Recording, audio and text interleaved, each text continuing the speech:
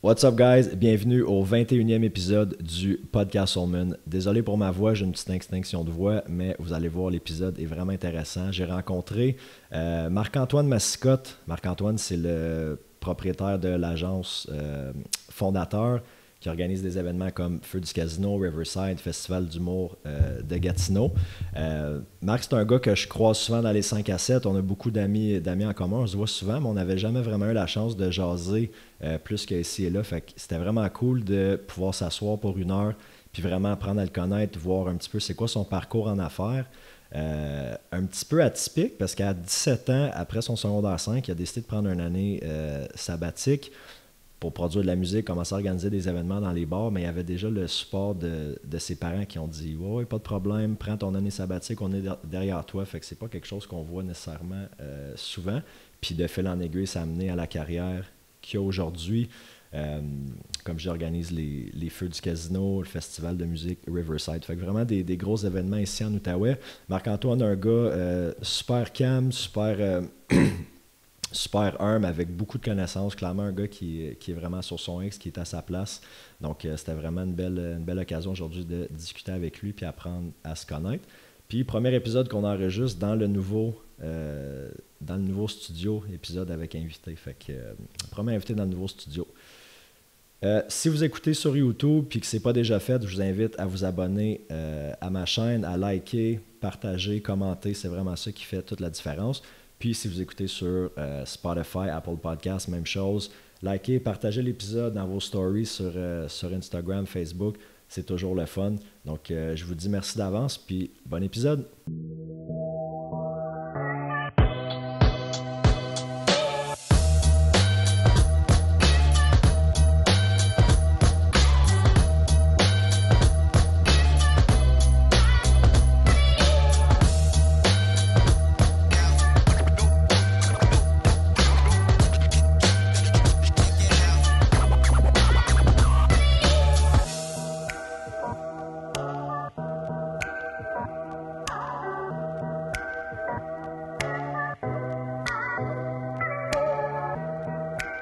Comment ça va, Marc? Ça va bien, toi? Yes.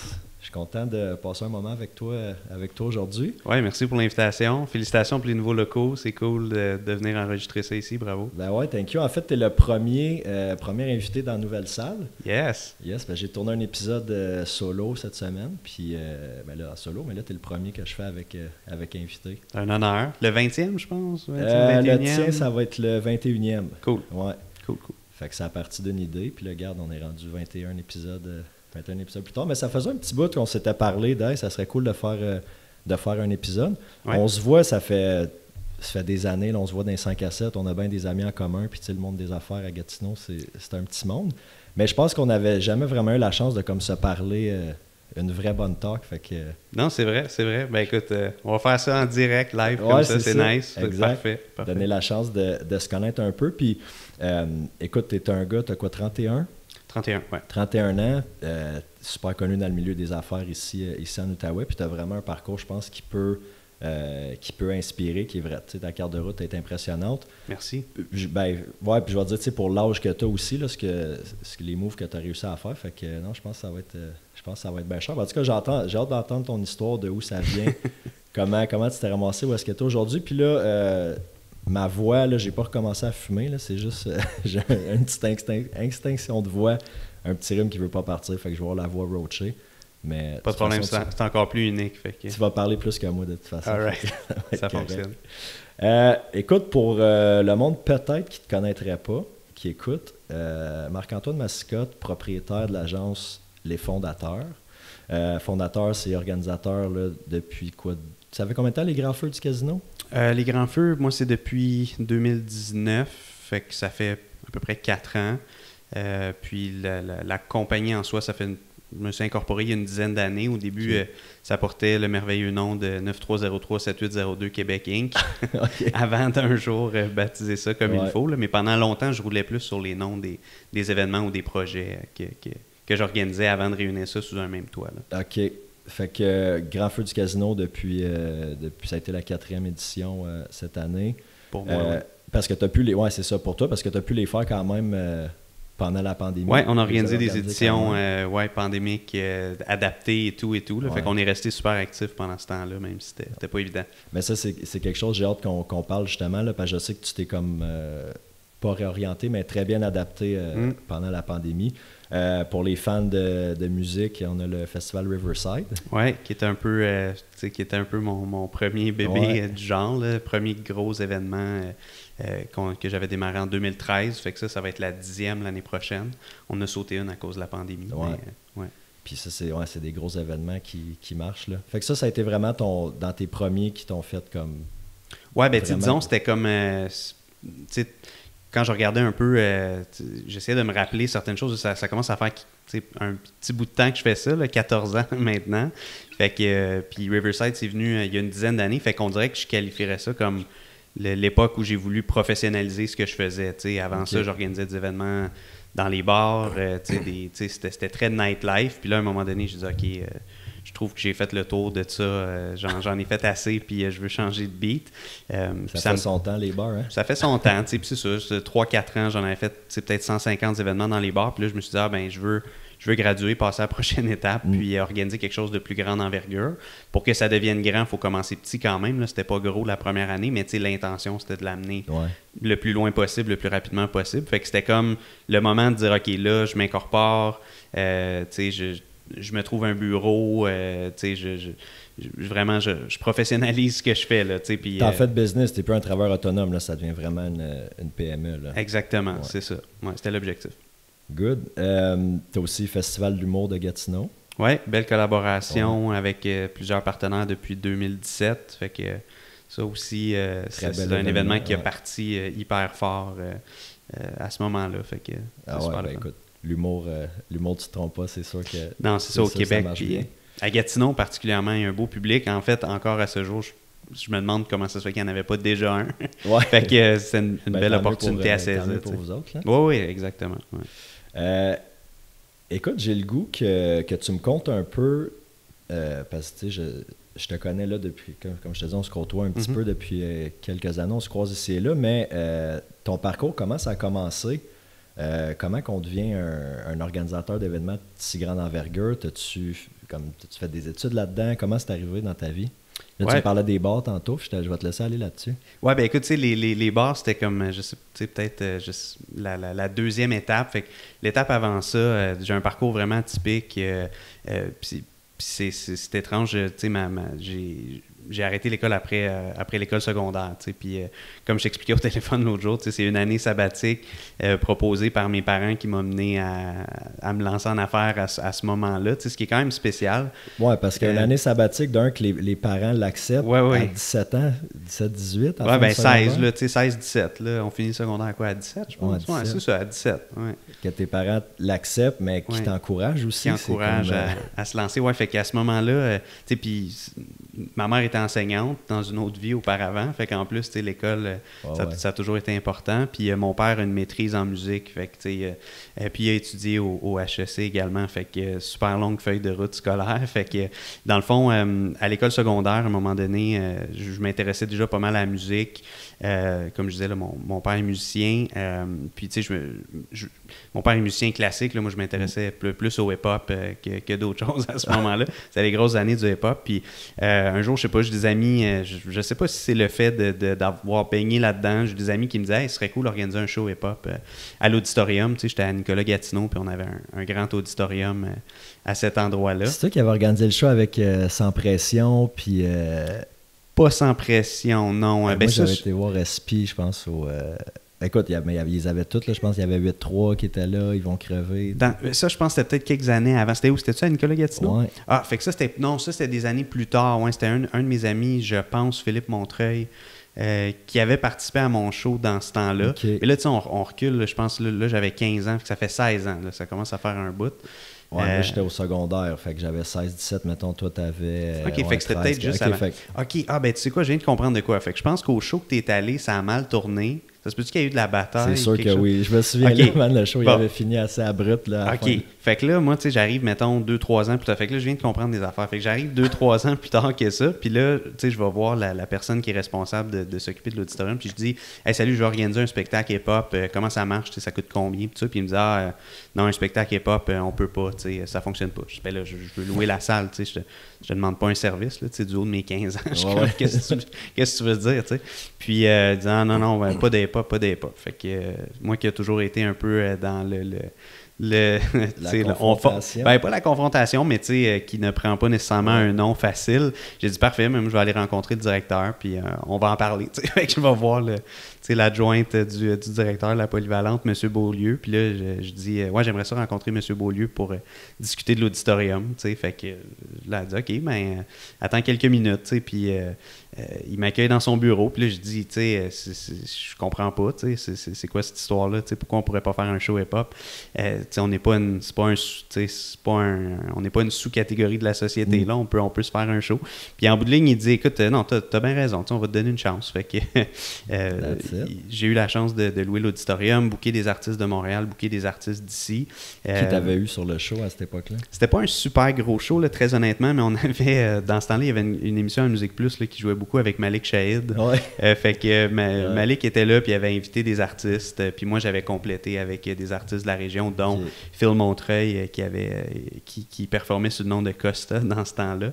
Fait que c'était lui, je pense que c'était son premier show, puis j'avais d'autres amis qui c'était comme un premier spectacle devant plusieurs centaines de personnes. Fait que ça a été un peu le déclic, puis fait que cet événement-là, bon...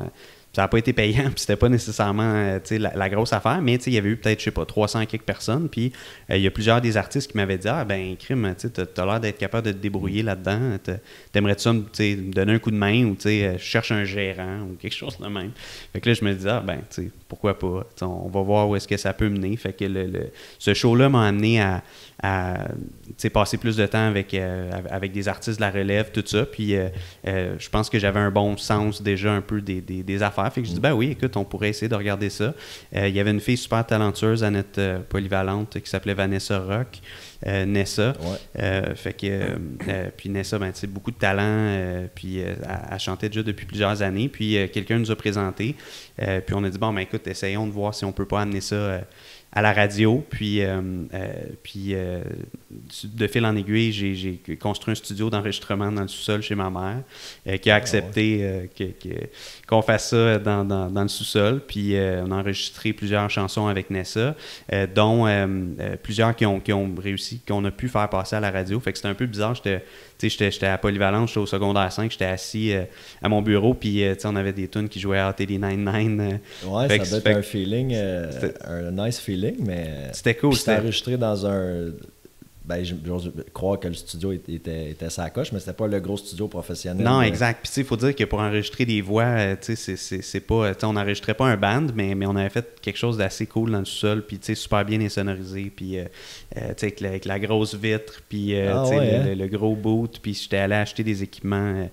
à Montréal, j'avais commandé un micro des États-Unis. Écoute, j'ai des amis qui m'avaient comme fait des recommandations, puis j'avais emprunté de l'argent à ma mère pour lancer cette affaire-là. Mais tu avais déjà le support de tes parents, je veux dire, ils te laissaient faire, ils t'appuyaient là-dedans. Là. Oui, exact. Fait que ça a été une grosse partie, je pense, de mon parcours, là, c'est d'avoir d'avoir le soutien de la famille, puis d'être capable de pas avoir amené ce combat-là, parce qu'on sait que pour plusieurs, ça peut devenir un combat de devoir convaincre. Puis pas plus tard que tantôt, je parlais avec un de mes fournisseurs qui me disait « Hey, là, il faut que j'aille chez mes parents à l'Action de grâce pour leur annoncer que je lâche la job que j'ai pris durant la pandémie parce que la business est repartie trop fort. » Puis là, il dit « Il faut que j'aille les rassurer. » Puis j'étais comme « T'as pas genre 40 ans? » Ouais. mais tu sais, on voit que c'est vraiment... c'est très... ça peut être très profond. Là, puis au Québec, des fois, l'entrepreneuriat, on n'en a pas parlé souvent, ni pendant... Comme ça n'a pas été un sujet de tous les jours. Fait que, tu sais, vraiment, merci à mes parents de m'avoir soutenu il y a 15 ans comme ça, puis d'avoir dit... parce que même moi, avec du recul, je suis comme, hey, crime, il était vraiment en confiance, là. Je sais pas si je me serais fait autant confiance, tu sais. T'étais-tu un gars qui était à son affaire? Parce que si t'étais un fan de rap, moi, j'étais un fan de rap, puis j'étais pas pantoute... Ouais, moi, j'étais toujours un genre d'anti-casting un peu, là, tu sais, j'ai fait bien des mauvais coups quand, tu sais, quand j'étais plus au primaire, là, puis là, maintenant, on dirait que j'étais comme tanné de me faire chicaner, fait qu'au secondaire, j'étais pas mal tranquille, puis, tu sais, j'ai toujours eu de la facilité à créer des liens avec les gens. Fait que, tu sais, je me tenais avec un peu tout le monde. Puis, tu sais, j'aimais bien le basket. Fait que, tu sais, j'aimais le hip-hop. J'aimais pas énormément l'école. J'avais des super bons résultats. Mais, tu sais, c'est pas un contexte qui me stimulait, là. Tu sais, c'était... Moi, je sais pas, là, ça bougeait pas assez vite. Puis, tu sais, j'étais tout le temps en train de dire, ben, pourquoi on fait ça? Tu sais, c'est pas très pertinent. Fait que, c'est ça. J'étais un peu... Mais j'étais pas... T'étais pas rebelle. J'étais pas un bum, tu sais. Okay. Non, mais j'avais plusieurs amis autour de moi qui étaient un petit peu, peu plus bum que moi. Si juste du rap dans ton sous-sol, c'est OK. Il y a ça. Puis, tu sais, quelques années plus tard, ce qui est drôle, c'est qu'un Sans Pression est venu chez nous dans le sous-sol, tu sais. Puis, tu sais, finalement, ça a amené à rien, mais tu sais, c'était quand même... c'est cool. C'était tu sais, c'était quand même le fun de voir, tu sais... c'est ça, tu sais, des gens comme ça débarquer, puis tu sais, juste venir enregistrer du stock à bonne franquette, là, tu sais, c'était cool. Non, c'est ça, quand tu baignes dans ce milieu-là, c'est cool les rencontres que tu peux faire. Exact. Fait que là, ça c'était, là tu finis ton secondaire, tu produis de la musique, ça passe à la radio, puis là tu dis à tes parents, je prends une année sabbatique, puis j'essaye... Ben c'est ça, tu sais, j'avais un petit peu mis les... Tu sais, mes parents se sont séparés quand j'étais jeune, fait que, tu sais, les conversations étaient toujours un petit peu, pas au même niveau, puis, tu sais, mon père connaissait le milieu de la musique, il m'avait beaucoup averti que, tu sais, c'est dur ce milieu-là, je sais pas si c'est une bonne idée, tu sais, il essayait de me protéger un peu, puis là, tu sais, un jour, je m'enlignais pour aller à la cité collégiale étudier en journalisme. Fait que c'est vraiment autre chose, là. Puis là, j'avais passé mes tests d'anglais, puis mon père disait, on va aller luncher, on va parler de la prochaine année. Fait que là, moi, je le voyais venir, je me disais, c'est clair qu'il va me dire, hey, c'est cool les petits projets, mais là, tu vas à l'école, ça va coûter de l'argent, comme, concentre-toi là-dessus. Puis là, j'étais prêt, j'étais déjà craqué, je pense que j'étais déjà fâché avant même de rentrer dans le resto, là, en bon, tu sais, c'est ça, là. Toujours été un peu, comme je disais tantôt, là, je prends pas un nom facilement. Ouais. Puis là, à ma grande surprise, il me dit, écoute, je regarde ça aller, puis ça a l'air de bien aller, vous avez des tunes en radio, le plan d'affaires, ça a du sens, le studio, c'est vraiment wow. Il dit, pourquoi tu prends pas une année pour voir où les projets pourraient t'amener? Fait que là, j'étais comme, my God, c'est donc bien fou, tu sais. Fait que, ben oui, c'est clair, tu sais, go, là, si tu t'es décidé, il n'y a pas de retour en arrière. Là, je reviens chez moi, puis je dis ça à ma mère a dit, ben, je suis bien d'accord, sauf qu'il m'en a pas parlé. Fait que là, c'était... ça, c'est fou. Séparés, puis les deux pensaient la même chose. Oui, mais là, tu sais, la petite question de « Hey, tu sais, je suis content, mais tu sais... Ouais, je suis contente, mais il m'en a pas parlé. Ouais. » Oh, OK. Mais tu sais, là, c'est clair qu'il n'y avait pas de retour. Fait que là, c'était dans ma tête, je me disais, bon, mais là, j'ai 1 an pour prouver qu'on peut faire quelque chose avec ça. Fait que là, c'était vraiment de se donner... Tu sais, auparavant, on travaillait les soirs, les fins de semaine. Là, c'était de dire, on peut travailler, tu sais, le jour, le soir, la nuit, la fin de semaine, puis on essaie de... Tu sais, entourons-nous de producteurs, on va essayer de clencher un album, voyons voir où est-ce que ça peut nous amener. Ça nous a amené à faire, tu sais, je nous ai booké des petits spectacles ici et là, Festival de Montgolfière, j'ai organisé des spectacles hip-hop là-bas à une époque où est-ce qu'il n'y en avait pas non plus. Fait que... Parce que là, on remonte de début des années... Ben là, c'était quoi, 2005, ben là, 2007, c'était comme 2000, dans le coin de 2007, 2008, 2009, là, dans ces années-là. Dans le temps que le 8-3 avait fait leur stunt à la 10, tiens-tu de ça?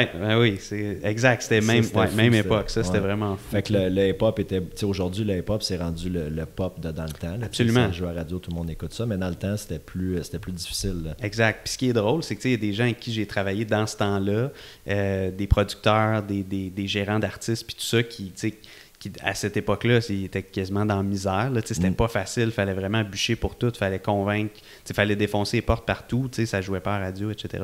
Puis là, aujourd'hui, ces gens-là, ben, grâce à des louds de ce monde, ont beaucoup de succès puis bâti des belles grosses compagnies, des producteurs, des gens qui ont beaucoup de succès. Puis, tu sais, à plusieurs égards, c'est le même monde qu'il y a 15 ans, tu sais, mais là, tu sais, ils sont restés, puis, tu sais, ils étaient passionnés, puis il y avait surtout beaucoup de talent, tu sais, beaucoup de talent au Québec. Fait que ça, c'était cool. Fait que là, ça a donné une année pour essayer de faire ça. Puis, on a travaillé très fort, un peu trop encore le soir puis la fin de semaine, parce qu'on dirait que ça manquait de discipline un peu, notre affaire, tu sais, mais tu sais, on a réussi à faire des belles choses, à aller faire des spectacles à Montréal, à Toronto, même jusqu'à Edmonton. Tu dis on, t'avais-tu un partner avec toi, t'avais-tu du monde avec toi, t'avais une équipe à temps plein? Ouais, ben c'était un peu de monter une équipe, c'est sûr que tu sais, c'était pas, il y avait pas de payroll comme on dit, fait que c'était plus, tu sais, une gang de tripeurs, mais tu sais, c'était, tu sais, on a un ingénieur de son qui n'a pas le titre d'ingénieur, mais un gars de studio, quelques producteurs de musique, il y en a qui ont fait des super grosses carrières après ça, mais dans ce temps-là, on était vraiment des jeunes qui tripaient, puis c'était le fun, puis on voyait que ça pouvait aller quelque part. J'avais même engagé un gars pour faire tout le démarchage, pour s'assurer pour essayer de faire passer les tunes à radio ailleurs au Canada. Puis là, ce monsieur-là, c'est un gars de l'Ouest, puis il m'avait dit, écoute, c'est vraiment cool, c'est vraiment inspirant ton truc, mais là, t'as genre 17 ans, faudrait que je parle à tes parents, parce que c'est un contrat de comme 6-7 000 $. Comme tes parents sont-tu partants avec ça? Fait que je riais de ça avec ma mère l'autre jour, c'était comme c'était vraiment l'apprentissage au fur et à mesure, puis dans ce temps-là, notre canal principal de promo, c'était genre MySpace, puis MySpace... Là, avant Facebook. Puis, Facebook commençait, oui, on était sur Facebook, mais pour la musique, vraiment, parce que sur MySpace, tu pouvais mettre des extraits, tu pouvais mettre un portfolio, tout ça, fait que on passait bien du temps sur MySpace, fait que c'est juste pour montrer à quel point ça a changé vite. Puis après une année et demie de tout ça, je voyais, hey boy, c'est tough là, la musique, si on veut réussir, il va falloir mettre, ça va prendre des centaines de milliers, ça va prendre tellement d'argent, tellement de temps, puis là, j'étais comme, j'ai quand même juste 17 ans, puis même si on est bien entouré, là, j'ai commencé à douter un peu que j'allais pouvoir amener ce bateau-là où je voulais, dans le temps que je voulais, puis autant, je félicite les gars que je croisais dans le hip-hop il y a 15 ans, mais moi, j'aurais pas été capable d'attendre 10, 12, 13 ans avant que ça marche, là, t'sais. Fait que là, à un moment donné, j'ai dit, tu sais quoi, comme je pense que le bout que j'aime le plus là-dedans, c'est le côté d'organiser.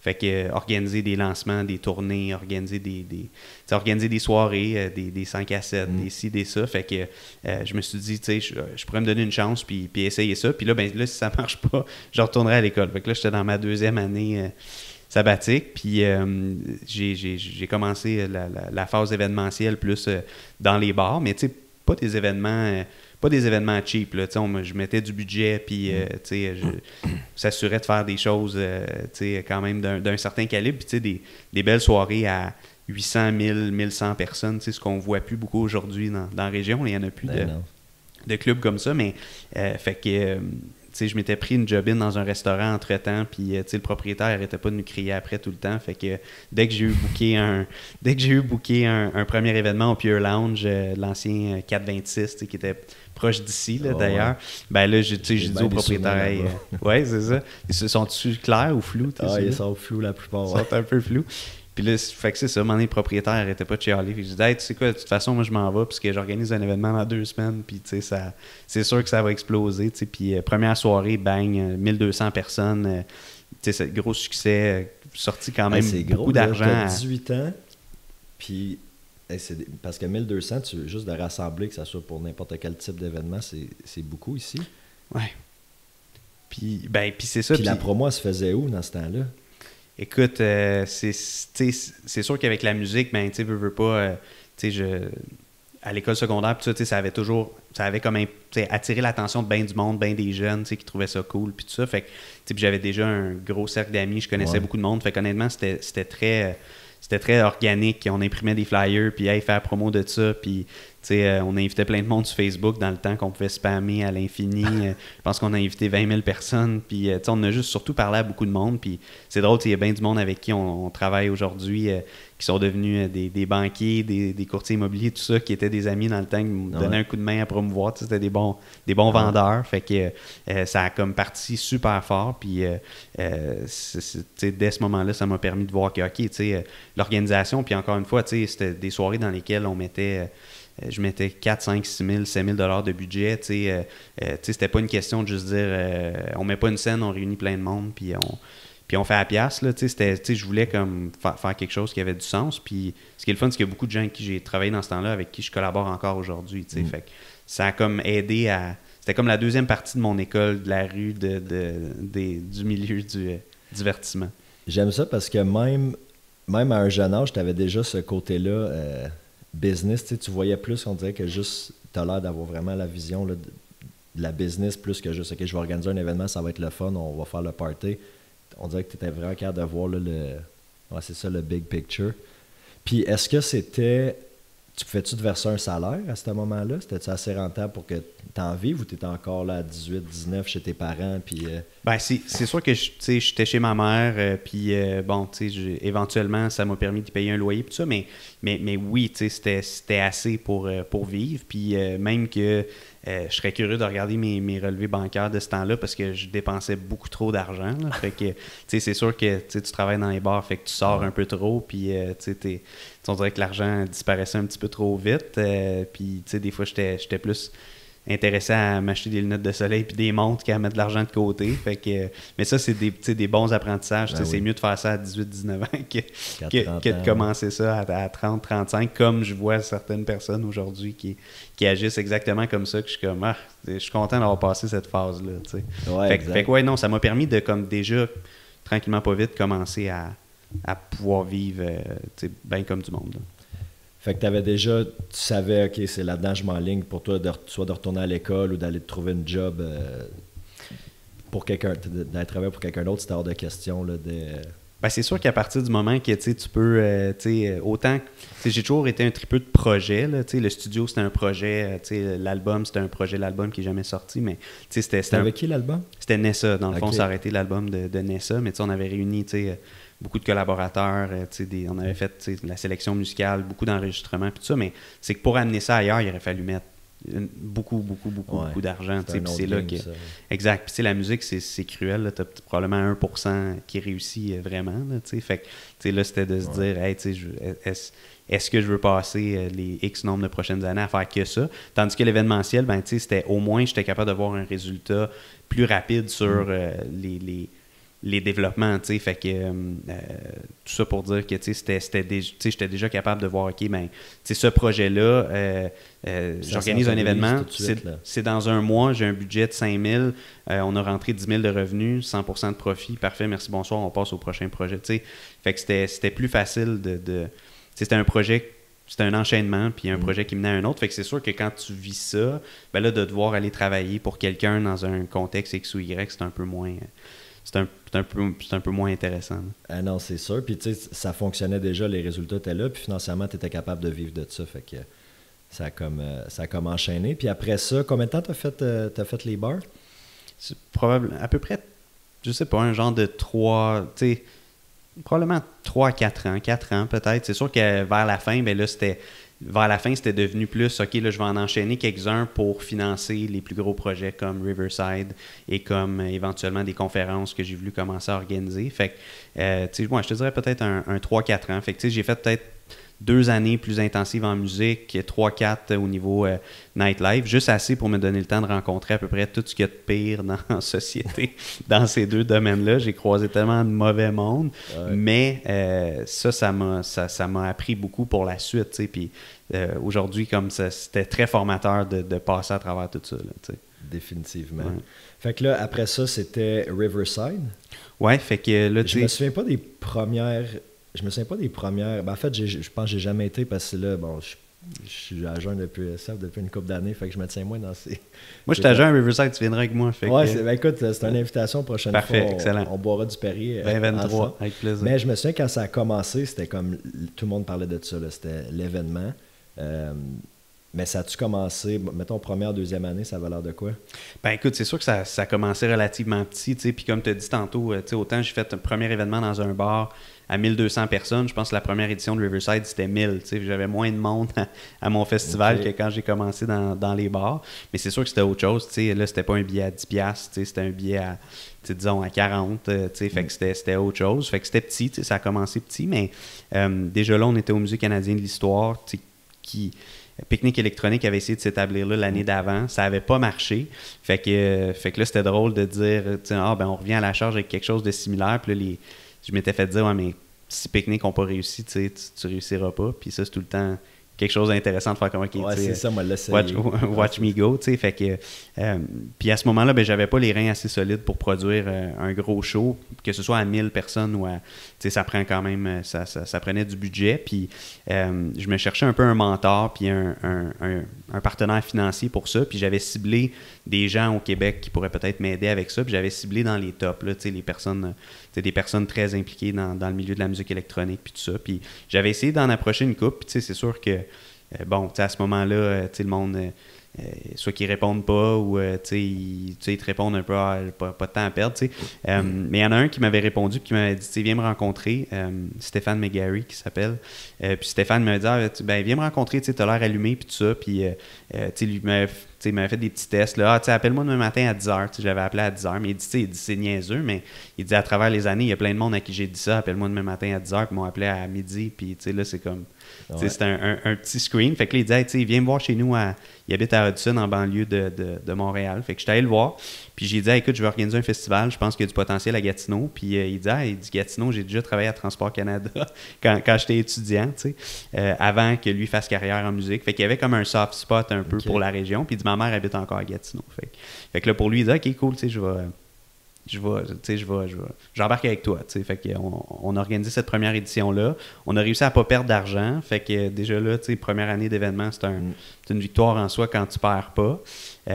C'est là, courant, les premières années, d'être dans le trou dans souvent, tu regardes, mettons, souvent, c'est un 3 à 5 ans pour atteindre une rentabilité réelle. C'est-à-dire que si pour te payer convenablement, avoir une équipe, etc. Habituellement, ça prend un 3 à 5 ans. Pour avoir un payroll, pour mettre la marque au monde, il y a une grosse partie de risque. Fait que de ne pas perdre d'argent, c'était comment qui est cool. Là, maintenant, le nom existe. Excuse, je te coupe, mais c'est compliqué d'avoir du financement dans ton domaine? Je pense compliqué, c'est pas le bon mot, impossible, ce serait plus. Hein? C'est certain que c'est catégorisé comme étant... le fond du baril du risque. Là, c'est bon. Fait que c'est comme pire que la restauration, on dirait. Fait que c'est pour ça que quand j'ai parti ce projet-là, je me disais, là, une fois pour toutes, quand je te disais tantôt professionnaliser ce que je faisais, là, c'était, je vais m'incorporer, puis je veux que tout soit super bien géré pour que ça devienne une PME, puis qu'un jour, j'aille une équipe, un payroll, un bureau, etc. Parce que c'est pas vrai que je vais voguer d'un petit projet à un autre. Là, fait que je voyais un petit peu plus grand. La musique électro, c'est devenu une énorme tendance, mais en 2013, au Québec, il n'y avait pas de festival. Et le Sonic n'existait pas. Fait que le petit party qui était Riverside, c'était le premier événement de genre qui portait le nom festival. Il y avait des ballons blancs et autres qui étaient plus des raves.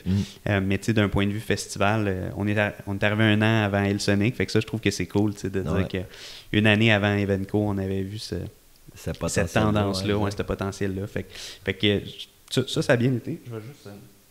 prends une petite gorgée d'eau. Ben oui. Pas perdre la voix comme toi. Ah ouais, écoute, hier, quand j'ai perdu la voix, là, je me disais, j'ai un podcast demain, il faut que je retrouve ma voix, là, elle est quand même pas super, là, mais... T'as une très belle voix. Je me suis économisé à matin, là, parce que je savais que tu t'en venais. Ouais, écoute, merci, j'apprécie. Puis, fait que ça, c'est une super belle expérience. Puis, tu sais, Stéphane, ce qui est cool encore aujourd'hui, c'est que, dans les années suivantes, l'année numéro 2, on a réinvesti beaucoup dans l'événement, puis on a perdu de l'argent. Fait que ça, c'était tough parce que tu travailles super fort sur quelque chose pendant un an, puis là, tu finis le projet, il pleut, moins de monde que prévu, blablabla. Puis là, soudainement, il faut que tu sortes 20 000 $ de tes poches que tu n'as pas. Mais là, fait que, heureusement, j'avais gardé un peu les événements de bar à côté. Je faisais un peu de consultation pour des propriétaires de bar, puis tout ça. Fait que ça m'a permis d'aider à organiser, eux, leur propre... Ouais, c'est ça, exact. Pour planifier un peu ma sortie. Mais mettons que ma sortie, elle a pris un peu plus de temps à cause que financièrement, c'était pas évident de rentabiliser cette patente-là. Puis avec le temps, j'ai racheté justement Stéphane. C'est drôle parce qu'aujourd'hui, on se parle encore comme plusieurs fois par semaine. Puis en sortant d'ici tantôt, j'ai une présentation, une compagnie américaine qui me fait une présentation que Stéphane m'a présentée, puis Stéphane est sur l'appel. Fait que cool, 10 ans plus tard, on se parle régulièrement, puis on travaille souvent ensemble. Ton ami. Ouais, exactement. Surtout, c'est ça, les mentors, il y a différentes époques pour différents apprentissages. Puis on a comme transitionné de mentor à partenaire d'affaires à ami. Fait que ça, c'est super le fun. C'est une belle marque de confiance. Ah, c'est très sharp ça. Parce que un événement, c'est ça comme Riverside, c'est une fois par année. Fait que là, tout ça, tu travailles là-dessus à l'année, j'imagine. Là. Ben, c'est sûr que dans ce temps-là, ça n'avait pas la même envergure. Fait que lorsqu'on a fait Riverside au musée, les gens du musée m'ont dit Hey, tu sais quoi, ça fait longtemps qu'on pense à faire un party d'Halloween ici avec des DJ, on aimerait ça faire quelque chose. Et puis là, je me disais, Mike, c'est bizarre ça, le musée qui m'approche pour faire comme un party à l'intérieur, j'aurais jamais osé demander ça, t'sais. Fait que je dis ben oui, écoute, c'est sûr, et puis il me disait on pourrait coproduire, embarque avec nous, puis fait que Riverside était au mois d'août, l'Halloween c'était quelques mois plus tard, fait que ça a amené à faire l'Halloween, un événement, je pense qu'il y a eu 2000 personnes dans la grande galerie, c'était comme du jamais vu, on avait des DJ, c'était Firebeats qui arrivaient des Pays-Bas. Fait que ça avait donné un super beau succès. Puis un peu trop beau et gros pour le musée qui a eu un peu peur. Comme, c'est gros là, cette affaire-là. c'est peut-être pas une super bonne idée, mais tout ça pour dire qu'entre Riverside, mais ça, un projet a amené à un autre, puis c'est beaucoup ça l'histoire, honnêtement, de mon cheminement. C'est toujours un projet qui mène à un autre, puis de s'assurer de bien faire les choses pour graduer dans d'autres choses qui mènent à autre chose, C'est une suite d'événements. Fait que j'avais des rentrées d'argent ou des mandats ou des projets qui roulaient à l'année longue. J'attendais pas la prochaine édition de Riverside. C'était trop risqué, c'était trop pas payant. Fait que... Ouais, non, mais c'était plus dans le sens que tu te prépares toute l'année pour ça, puis là, tu te dis, bon, il peut pleuvoir, Riverside, c'est dehors, c'est en arrière du musée. Mettons qu'il pleut, là, t'es comme, pendant 3 jours, tu fais quoi? T'es tout le temps un peu à merci de ce qui se passe. Si ça plante pour... Je sais pas, moi, ton main event, il se présente pas ou il arrive quelque chose, tu es tout le temps un peu à merci. Jusqu'à l'événement en tant que tel, là, ça doit amener un stress. C'est sûr que le niveau de risque, il est assez... tu as tous les risques traditionnels d'une business et tu as tous les risques, toutes les choses que tu contrôles pas, comme la météo, les vols d'avion. On a eu une situation là, cette année, un artiste qui a dû annuler sa présence à cause d'un vol. On a eu une annulation à cause de la COVID. Fait que, dans ce temps-là, knock on wood, on a été chanceux à ces niveaux-là, mais la météo n'a pas toujours été de notre bord. Fait que ça a fait mal. Mais une chose que ça m'a appris très vite, puis une chance que je l'ai appris vite, c'était de budgéter de façon pessimiste et non de façon optimiste. Parce que mes premiers projets, j'étais un peu un happy camper là, quand je fais. Parce que je me dis, c'est comme d'un bar. Si je mets 5 000, on va faire 10 000. Fait que, budget de 50 000, on peut sûrement faire 100 000. Ça marche pas exactement de même dans le scale. Fait que, disons que ça a pincé une couple de fois au début, puis après ça, j'ai eu ma leçon. Puis là, aujourd'hui, les budgets sont super tight. Puis il y a beaucoup une grande importance sur toute la contingence. Puis qu'est-ce qui arrive si jamais ci ou ça ou ci ou ça pour pas mettre la compagnie à risque à chaque fois qu'on fait un projet, là, parce qu'il y a beaucoup de risques. Ouais, non, c'est ça. Mais là, vous êtes rendu, vous avez plusieurs gros projets. Tu n'as pas comme... Je suis un projet qui est plus ta vache à lait, là, qui est peut-être plus payant que les autres, mais je veux dire, vous êtes tellement partout que... Ouais, exact. Comme dans plus droit à l'erreur, c'est ça. Pas à l'erreur, mais... ça donne une petite marge de manœuvre de plus, mais il reste que, le 25 000 perdu en 2014 sur je me rappelle pas du budget exact, mais c'était quand même un bon pourcentage du budget. Aujourd'hui, on a des événements avec des budgets de 1, 2, 3 millions. On ne peut pas se mettre à perdre des grosses sommes là-dessus. Fait que les projets ont grossi, ça donne une marge de manœuvre, mais ça nécessite une gestion de risque vraiment, vraiment serrée. Fait qu'on dirait que je suis content d'avoir eu ces défis-là, puis je suis content de m'être trompé, puis ajuster vite pour apprendre à mieux travailler plus tard. Ouais, t'as l'air d'être un gars qui s'adapte assez rapidement aux situations, puis je pense que ça fait la force aussi d'un entrepreneur, parce que ça se passe jamais comme prévu. Hein? C'est assez rare, non, c'est ça. Non, je pense que la capacité d'adaptation, puis l'intelligence émotionnelle, de travailler avec le monde, puis ça, c'est des capacités que je veux constamment continuer de développer. C'est important, mais ça fait partie de moi aussi. Je pense que c'est des forces. Ah, ben, définitivement. Que mes parents m'ont donné, entre autres. Ouais. Shout-out à tes parents. Ouais, honnêtement, shout-out à mes parents. Shout-out à mes parents. Ils ont l'air sur la coche. Ouais. Non, c'est hot. Justement, en parlant d'épreuves, de résilience, tout ça, la pandémie, man. Pandémie qui frappe, tu sais, dans ton domaine, dans la restauration, événements, c'est les milieux qui ont été sûrement les plus touchés. Ouais, je pense que l'événementiel, la restauration, le tourisme, tout ce qui entoure le tourisme. Vous autres, mettons, ça a fermé mars, avril. Le 13 mars, je me rappelle super bien. Vendredi, le 13 mars. Moi, j'étais supposé de faire mon examen de courtage lundi le 16. OK. Puis, mais je pense qu'il y avait des choses qui avaient fermé, mais les écoles étaient encore ouvertes. Mais le dimanche soir, j'étais arrivé à Montréal pour préparer mon examen le lendemain, puis j'ai reçu le courriel comme quoi l'OASIC fermait. Fait que ça a été repoussé de 3 mois. Mais là, tous les événements ont été annulés un par un là, pendant... Tu sais, j'imagine que tu avais un paquet d'affaires de bouquets, parce que là, tu avais commencé les feux. Oui. Ben c'est ça, tu sais. Fait que le 13 mars, je me rappelle que c'était le 13 parce que nous, on a été les premiers fermés, puis on se doutait rapidement qu'on allait être les derniers à rouvrir. Ben oui.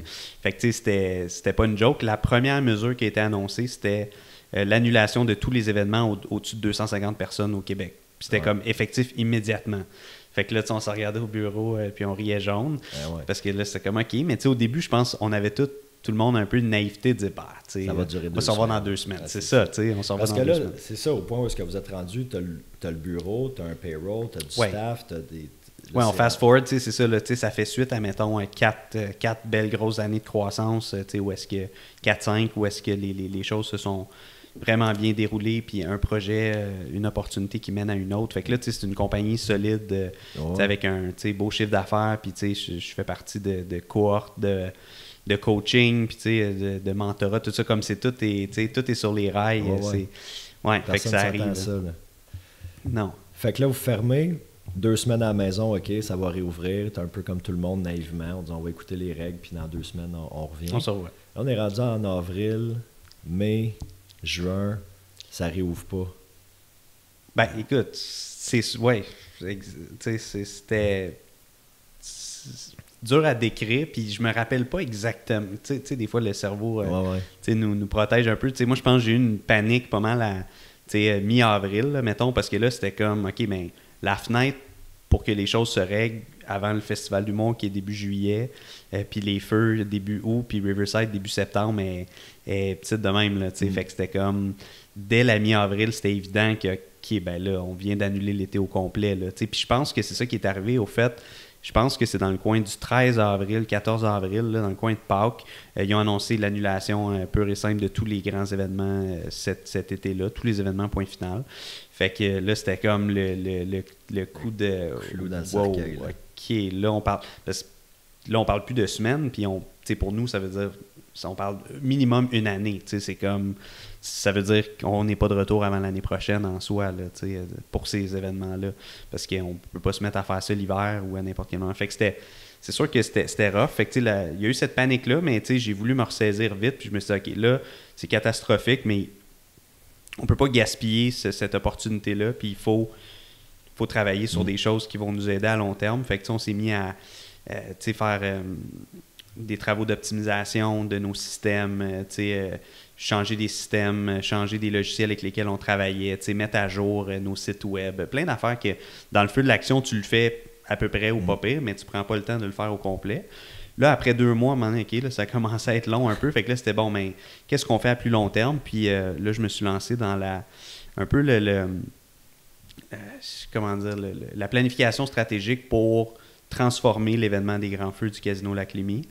Fait que j'ai appelé des gens créatifs là, avec qui je travaille régulièrement pour dire « Hey, j'aimerais ça qu'on s'assoie tout le monde ensemble, mon équipe, qu'on mette une coupe de tête externe puis qu'on se dise où est-ce qu'on voit cet événement-là dans 10 ans. » Puis j'avais dit « Ben, j'adore la pyrotechnie, j'adore les feux d'artifice, mais il me semble qu'il y aurait quelque chose de le fun à faire avec le thème du feu. Feu d'artifice, le feu, puis je me disais avec le feu, on cuisine, on rassemble le monde, on fait plein de belles choses, fait que ça pourrait permettre de faire des trucs intéressants.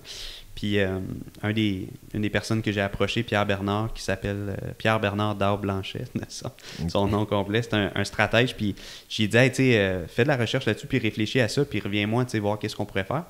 Puis il me dit, il dit, j'ai pas besoin de réfléchir longtemps, là, comme tu l'as, là, ton idée. Fait que comme j'ai pas besoin de rien faire, il faut s'asseoir et il faut le développer. Fait qu'on a pris beaucoup de temps. La première année de la pandémie, ça a été beaucoup le développement de cette vision d'avenir-là. Fait que beaucoup de travaux, beaucoup de recherches, beaucoup de planning stratégique, recherche de financement, de garder le lien avec nos commanditaires, avec nos clients, tout ça. Puis vraiment là, comme faire du travail d'avenir. Fait que moi, c'était la meilleure façon que je voyais. T'sais, là, je suis comme là, on a du temps libre, ça se présentera peut-être plus jamais sous cette forme-là. Fait qu'il faut faire quelque chose qui va rester. Là, t'sais. Fait que ça a été. Mais là, il n'y a aucune rentrée d'argent, là. Ben, écoute, honnêtement, en toute transparence, dans notre industrie, les bailleurs de fonds sont restés au rendez-vous, puis ils nous ont encouragés à faire des projets de développement. Fait que le fait, nous, d'avoir rapidement un projet de développement, ben, tu sais, le ministère du Tourisme, la municipalité, tout ça, ils ont dit, OK, ben, tu sais quoi, ton financement habituel pour ton événement pourrait s'appliquer en partie à ces projets-là. Okay. Fait qu'on j'ai été capable de comme sauver un peu là, certaines de ces enveloppes-là pour faire du travail, pour maintenir les emplois, parce que j'ai pas coupé d'employés. C'était ma prochaine question, félicitations. On était une plus petite équipe dans ce temps-là, ce serait plus... Mais quand même, tu sais, fait que pour moi, c'était comme, non, c'est pas vrai qu'on va perdre. Regarder tout le monde, Exactement. Je pense que tu m'as passé ton chat dans la gorge. Ouais, sorry. OK, non, il n'y a pas de stress. Mais c'est ça, c'est la résilience que tu as eue, parce que tu aurais pu... Il y en a du monde, tu sais. On peut parler de santé mentale aussi, on en a parlé un peu l'autre fois, mais tu sais, justement que ça a été pas mal plus rough, puis il y en a qui s'en sont pas relevés, qui n'ont pas réussi à s'en sortir, mais que tu n'aies pas resté justement dans la panique, puis que tu aies tout de suite passé en mode solution, puis OK, on peut pas faire d'événement là, mais comment... Parce que tu vois tout de suite le après. Oui, puis c'était important. Pour moi, c'est ça, je pourrais pas... j'ai de la misère à tenir en place s'il se passe pas quelque chose. Tu sais, si j'ai pas une... T'as l'air d'un gars quand même calme, mais... Ouais, mais calme dans mon...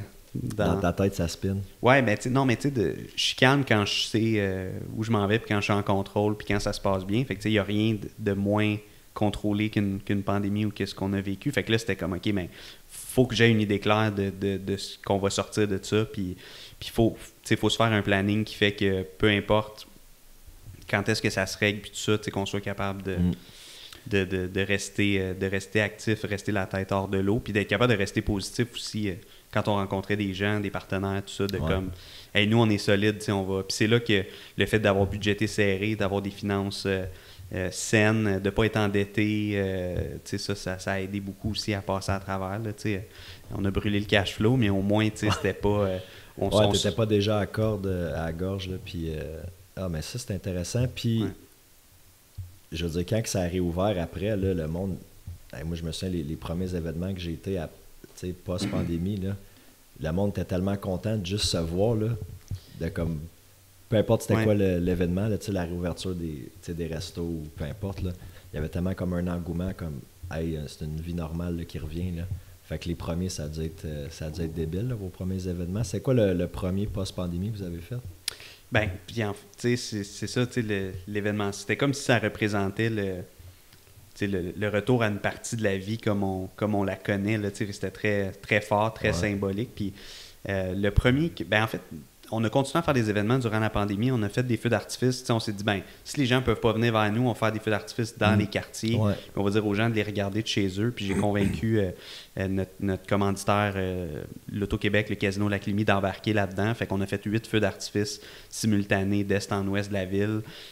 C'était comme le plus gros déploiement de feux d'artifice au Canada cette année-là. Fait que c'était, encore une fois, je cherchais le silver lining de faut faire quelque chose. Puis on s'en rappelle, puis ça nous a donné l'idée aussi de continuer potentiellement à plus long terme à aller vers les gens puis à impliquer davantage les gens. Fait que tu sais, il n'y a pas de moment, j'ai organisé le gala XLR virtuel 2 années de suite, on l'a fait sous forme vraiment d'émissions de télé. T'sais, on voulait que ce soit dynamique, que ce soit très, très professionnel. Fait que c'était très bon, en tout cas. J'avais l'année passée une coupe de monde, je connais, qui avait gagné des prix, dont notre chum Seb. Oui, exactement. Shout-out Seb. Oui, shout-out à Seb, oui. Grande entreprise de l'année, Ed Brunet, c'était le fun. Mais ça, c'était vraiment c'était un bel événement. Puis on pouvait sentir, malgré qu'on regardait dans nos écrans, là, comment que il y avait de l'ambiance, puis tout le monde était avec leur famille. Puis nous, on l'a fait 2 années. Puis tu sais, quand tu regardes l'édition de 2020, les gens on est en confinement total, fait que les gens sont tout seuls avec leurs femmes, leurs enfants, ou leur mari, leurs enfants. Pas d'équipe, pas rien. Puis, fait que ça, c'est une chose. Puis là, les émotions des gens qui remportent les prix, puis ça, wow. Puis ensuite, l'année d'après, là, ça avait commencé à réouvrir un peu. Il y avait des petits rassemblements, des parties de staff. Fait que là, c'était plus vivant. Puis, on parle de ça, on a l'impression que ça fait une éternité, mais au printemps passé, on est encore en confinement à un moment donné, au mois de mars, fait que c'est sûr que... moi, il n'y a pas de moment qu'on a arrêté. Puis moi, ça a été des années de développement comme exceptionnel. Puis ce que j'essayais de dire aux gens... j'avais écrit un blog que j'avais mis sur notre site web tôt dans la pandémie pour dire que nous, on allait comme continuer, puis que c'était nécessaire, puis que les gens allaient avoir besoin de divertissement quand la vie allait reprendre. Les gens ont besoin de se divertir, ont besoin de se rassembler. C'est viscéral. Là. Puis je me rappelle, au tout début de la pandémie, j'ai entendu du monde dire « il n'y aura plus jamais de festival, il n'y aura plus jamais... comme la vie d'avant, c'est fini, on n'ira plus jamais au reste. » Puis là, j'étais là « voyons donc, on n'est jamais... » Puis j'avais une mentor à ce moment-là au Cirque du Soleil qui m'a dit le divertissement, ça a commencé avec le théâtre, les Grecs, les Romains, il y a plus de 2000 ans. C'est pas la pandémie COVID-19 qui va arrêter ça. Les gens ont un intérêt pour ça. Puis j'étais comme, hey, c'est vrai. Fait que dans ce blog-là que j'ai relu récemment, c'était un peu ça. Là, c'était d'avoir comme un positionnement de, OK, nous, on continue, ça va être dur, mais suivez-nous. Puis on va, de notre côté, on va sortir le meilleur de nous-mêmes là-dedans. Puis on le fait. Ben, définitivement. On le fait. C'est un peu ça. Ouais. Tu sais, vu que tes événements, c'est pas... tu sais, il n'y en a pas toutes les semaines, là. Je suis curieux de savoir ton day-to-day, ça ressemble à quoi? Comme tu sais, t'es dans tes planifications, en temps... pas d'événement, là, ça ressemble à quoi ton day-to-day? Ouais, ben écoute, c'est ça, tu sais, des fois, c'est difficile, quand on n'est pas dedans, de comprendre le travail... le cycle annuel d'un gros événement, mais rendu au calibre d'un Grand Feu du Casino, rendu au calibre d'un festival Riverside, festival d'humour ou autre, la programmation doit commencer très tôt, le financement, les discussions avec les commanditaires, les partenaires, tout ça. Tout ça, pour moi, se fait ces jours-ci. Là. Fait que c'est à ce moment-ci... Pour l'année prochaine. Pour l'année prochaine. Fait que octobre, c'est comme un peu le mois pivot entre... On ferme les livres sur cette année, puis on commence à planifier l'année prochaine. Fait que c'est beaucoup les demandes de financement, les bilans avec nos commanditaires, les nouvelles propositions à nos commanditaires existants, des démarches avec des nouveaux.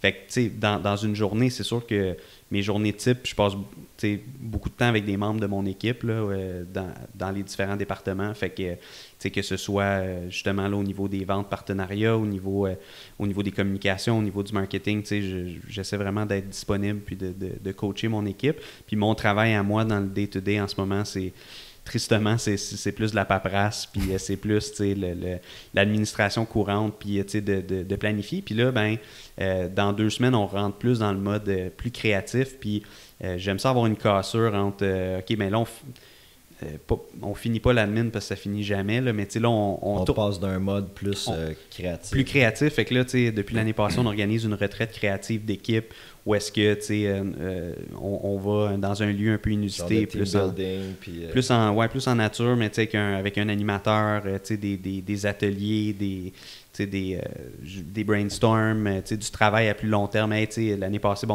on a fini ça, les grands feux, on est où en 2027, puis on est où en 2022, puis là, on va mesurer le chemin parcouru. Fait que je laisse beaucoup de temps au côté créatif, réflexion, brainstorm, démarchage. Pour moi, c'est un bon moment de rencontrer des fournisseurs. Tout l'été, on n'a pas le temps de se parler parce que c'est juste trop fou. Puis de démarcher. Fait que une journée type, ça dépend, mais j'essaie de ne pas être constamment dans des réunions Teams parce qu'à un moment donné, ça finit plus. J'essaie de passer le plus de temps possible auprès de mon équipe. J'essaie d'être de bien balancer le côté administratif que veut pas. On aime tous un peu moins ça, même si je me suis trouvé des intérêts là-dedans quand même. Puis de balancer ça avec le créatif, puis l'idéation, puis l'innovation, comment on va plus loin, comment on peut faire plus gros, mais comment on peut faire mieux surtout. J'ai comme un peu une obsession avec ça, là, travailler mieux, faire mieux, optimiser, simplifier innover, les processus. simplifier, rendre le travail de notre monde plus agréable, puis rendre l'expérience des festivaliers puis de nos participants, de nos clients plus agréable. Puis ça, c'est une roue. T'sais. Si les clients sont plus heureux, ben les employés sont plus heureux. Les employés qui sont plus heureux travaillent mieux. Puis fait que quand leur travail est simplifié, ils donnent un meilleur service. Fait que c'est vraiment c'est ça. Fait que je te dirais qu'il y a les mois se succèdent et ne se ressemblent pas, mais j'aime ça en même temps de pas toujours être dans le même beat. T'sais. Ouais, c'est ça. Fait que t'as comme des phases dans ton année. T'as une phase, OK, ben là... un petit peu comme nous autres, là, je veux dire, en immobilier, il y a des périodes plus creuses. Oui, c'est cyclique. C'est ça, il y a des cycles. Est-ce qu'on peut travailler plus... C'est le fun de travailler dans la business, faire le day-to-day, mais travailler sur la business. Travailler sur l'entreprise, oui. Exact. Développer justement les processus, avoir de la créativité pour comme côté marketing, côté système de gestion, peu importe. Exact. J'aime beaucoup le mix. Puis là, avec l'équipe, justement, je le vis à un autre niveau. Là. Vous êtes combien dans ton équipe? Ben là, tu vois, c'est sûr qu'en événementiel, il y a l'équipe permanente. Comme au bureau, là. Au bureau, cet été, on était une douzaine. On avait 4 employés saisonniers. Fait que la saison se termine. Donc là, on est comme 6-7 parce qu'il y en a une qui est en congé de maternité. Fait que on va être 6-7-8 pendant l'année. L'été prochain, on réembauche 4-5 personnes. Le but, c'est de éventuellement pérenniser certains de ces jobs-là. Fait que faire en sorte que quelqu'un qui vient travailler un été ou deux avec nous puisse aspirer à une job permanente ou à temps plein. Puis c'est ce qui se passe en ce moment. On est capable de recruter à l'interne les gens qu'on a formés et qui connaissent nos projets. Fait que ça, c'est cool. Fait qu'en ce moment, on est 8, mais l'affaire, c'est que si on sort de ce contexte-là, on a plein de gens, des pigistes, plein de contractuels qui sont pas chez nous à temps plein, puis c'est bien correct, c'est mieux comme ça, mais qui font partie importante des projets, là, fait qu'il y a des coordonnateurs, des ci, des ça. Fait qu'il n'y a pas beaucoup de domaines autres que l'événementiel que tu gères, disons, autant de gens ou autant de parties prenantes. Il y a beaucoup de tierces parties, beaucoup de fournisseurs, de monde qui sont avec toi juste pour un projet, un festival, un événement que tu vois juste pour cet événement-là dans l'année. Des spécialistes. Moi, c'est sûr qu'on essaie de travailler avec les mêmes personnes d'un projet à l'autre, même si la nature des événements est différente, il reste que c'est de la gestion de projet, c'est de l'événementiel, c'est du divertissement. Fait que un projet nourrit l'autre. Fait que j'ai comme mon équipe interne, puis j'ai toute mon équipe externe ou les collaborateurs qu'il ne faut pas négliger non plus, puis avec qui il faut passer du temps, puis il faut intégrer. Il y a des consultants là-dedans aussi que je crois beaucoup à l'importance de bien s'entourer. Puis ben là, une fois que tu es bien entouré, il faut que tu maximises cette présence-là. Fait qu'on a comme une équipe permanente interne, puis on a tout un écosystème vraiment sharp de gens super allumés puis talentueux autour. Là. Fait que ça, c'est le fun. La force d'un entrepreneur, c'est de savoir bien s'entourer. Hein? Oui, écoute, ben c'est sûr que c'est la clé. Puis en événementiel, si t'es mal entouré, ça pardonne pas. Puis j'en ai eu des bad luck de louer des équipements qui finalement fonctionnent pas. Puis embaucher tel fournisseur qui finalement se pointe pas ou telle affaire. Des petites choses des petites choses qui deviennent des grosses choses, mais que je suis content d'avoir appris là, justement des fois dans une autre vie, dans un autre contexte. Puis là aujourd'hui, moi je dis souvent, je vais être le client que le fournisseur a le goût de venir dépanner à minuit le soir si j'ai un problème. Moi aussi, je veux être un bon client pour le monde avec qui je travaille. Ouais, puis ça c'est le fun. Puis ça, je pense que c'est notre pas que c'était pas courant avant, mais je pense pas que ça habitait les entrepreneurs de toujours. Ça a longtemps été me, myself and I, tandis que là, je pense que notre génération, on voit quelque chose de facile à dealer avec, tu vas être facile d'approche, tu vas trouver des solutions aux problèmes, puis comme, c'est le fun de dealer avec Marc, parce que toutes les fois qu'il y a ça, il est capable de trouver une solution. On trouve des solutions, puis exact, puis des petites leçons de, quand tu peux te le permettre de payer le plus vite possible tout le temps. Moi, je connais des gens qui leurs comptes de banque sont remplis puis ils font exprès pour... Je comprends pas le monde. Moi, j'ai une facture, je la paye. Exactement. Je disais ça à Carl l'autre fois sur le podcast. J'allais dans l'heure et payer. Le monde qui laisse traîner ça pendant... Non, c'est ça. Puis ça, mais ça, des fois, c'est un peu... Encore une fois, c'est pas pour généraliser, mais des fois, c'est des vieilles mentalités, des vieilles façons de faire où est-ce que, c'est ça, on veut être un bon client, on veut être un bon fournisseur, puis penser aux autres là-dedans aussi, puis faire en sorte que, la journée que tu as une bad luck, puis ça va moins bien, puis que tu appelles quelqu'un pour dire « Hey, peux-tu me donner un break parce que là, c'est pas évident, tout ça », oui, hey, pas de problème, ça fait plaisir, tout ça, puis wow, OK. Mais ça se gagne, c'est quoi l'adage que la réputation, ça prend des années à se bâtir, mais une fraction de seconde à se détruire. Oui, puis je pense c'est Martin Paquette, un autre mentor, qui m'avait dit la confiance, ça se bâtit à la goutte, puis ça se perd au litre. Bien dit. Puis j'étais comme, c'est un gars de spa, là, on reconnaît l'eau et tout ça, mais l'image est forte, puis c'est vrai. Fait que je pense que moi, ça fait 14 ans que j'essaie de bien faire les choses, fait que c'est pas une pandémie ou un problème quelconque demain matin qui va faire qu'on restera pas qui on est là-dedans. Là, exact. Mais il y a comme deux questions, deux sujets qui me viennent, parce que tu as parlé de Martin Paquette, c'est un de tes amis, il t'a mentoré aussi. Puis ça m'amène aussi l'importance d'un bon réseau de contacts. Parce que ça peut vraiment faire une différence dans ton développement, le monde que tu connais, le monde qui te connaisse, puis les gens qui veulent s'associer à toi, te mentorer, te coacher, travailler avec toi. Puis je sais que tu en as eu plusieurs mentors, dont Martin Paquette. Mm-hmm. Comment ça s'est fait? C'est-tu toi qui l'as approché? Comment qu'on approche un gars de même qui est tellement occupé puis qui a fait... Écoute, oui, puis pour répondre à ta première question, je pense que c'est primordial d'être bien entouré. Mais le temps de tout le monde est précieux, fait que c'est pas gratuit de bien s'entourer. Puis je pense qu'il faut être respectueux de ça. Moi, j'ai jamais eu peur d'aller cogner à des portes, de prendre le téléphone. 15 ans, t'allais cogner déjà pour organiser des shows. Exact, c'est ça. Fait que ça, pour moi, ça a jamais été un problème. Mais des fois, c'est sûr que ça... faut plier son orgueil, ou des fois, il y a la gêne un peu qui rentre en ligne de compte, mais je pense que tout le monde qui est passionné puis qui fait les choses pour les bonnes raisons peut très bien aller cogner à n'importe quelle porte puis se sentir bien là-dedans. Mais pour répondre à ta seconde question, Martin, dans le fond, qui est, un ami, puis une personne que j'estime énormément, puis qui est encore aujourd'hui un mentor pour moi, là, puis j'apprends énormément... avec lui. Puis on dit souvent que le mentorat, c'est pas du savoir-faire. Des fois, les gens rencontrent leur mentor et ils me disent hey, dis-moi comment je devrais faire ci ou ça. Ouais. Le mentorat, c'est le savoir-être. C'est plus... ça peut avoir l'air subtil, mais c'est vraiment plus dans les apprentissages puis les expériences, puis de un peu guider les gens vers les bonnes choses. Puis Martin a toujours été super généreux de son temps puis de ses connaissances. Puis il a toujours été très... comment dire... je pense qu'un bon mentor se compte pas d'histoire, puis il compte pas d'histoire.